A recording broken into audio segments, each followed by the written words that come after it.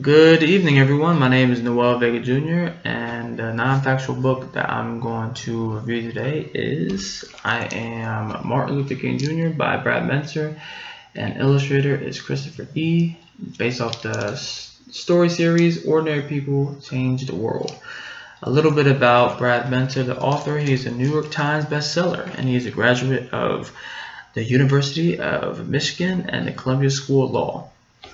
So, the Martin Luther King book was kind of an accidental pickup. My son got it at his local library, and I saw it on the desk here in his room.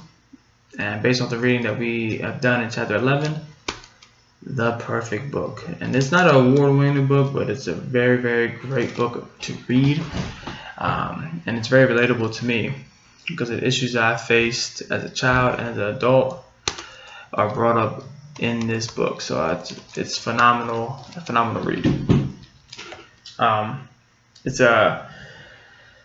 It is a exploratory read, so it follows a sequence of Martin Luther King Jr.'s life. So from his childhood onto his adulthood, and it mentions a lot of events in this book, such as the Montgomery bus boycott, the Children's Crusade, and the March on Washington. But the hook begins like this. Let's open up here and show you some of the illustrations that are brought up here.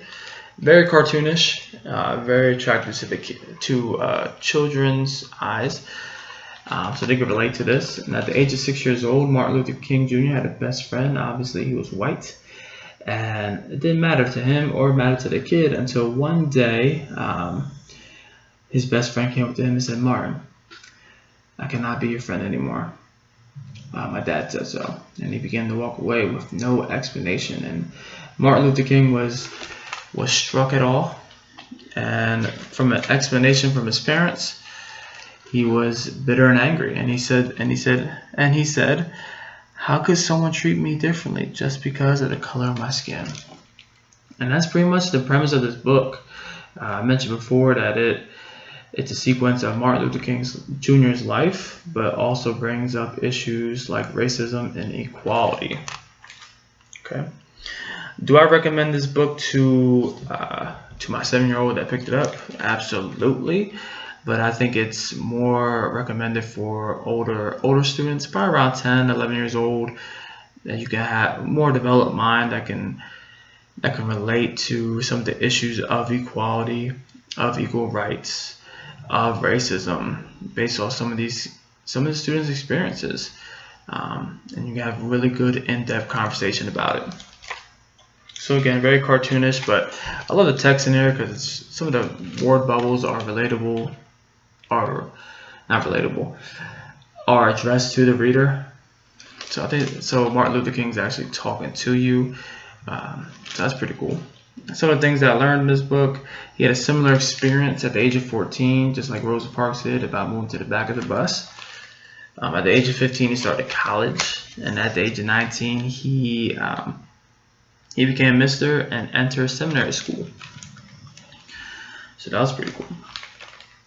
And then his major event was for equal rights was the Montgomery bus boycott, which was very successful and led to laws banishing, separate but equal, separation that involves racism. So laws that open up equality in restaurants, public places, bathrooms, buses, etc. And throughout this, like I said, it's a very sequential thing. He got jailed for a non-violent protest that in Birmingham, Alabama, that he wrote a letter that became published in a lot of pamphlets and books and magazines. That's actually pretty popular nowadays. And again, Children's Crusade. Again, the cartoon drawing, the artwork on this was phenomenal. Here's a March on Washington, and I Have a Dream speech. Would I recommend this book to anybody? Absolutely. This book is phenomenal, and it's a great historical learning experience. But again, it just opens up in-depth conversation about some of these issues of racism and equality. And just the added bonus of learning about Martin Luther King Jr. and how he had impact on this world. Just scrolling through the book here, showing you some of these photos, and then ending here with timeline sequence at the end. Just a refresher of what from his childhood to the end of his life, what he has done impactfully in this world, and just some visual pictures of who he was in real life. All right, and that's the end. I appreciate you guys listening to my review. Looking forward to listening to y'all's. Thanks.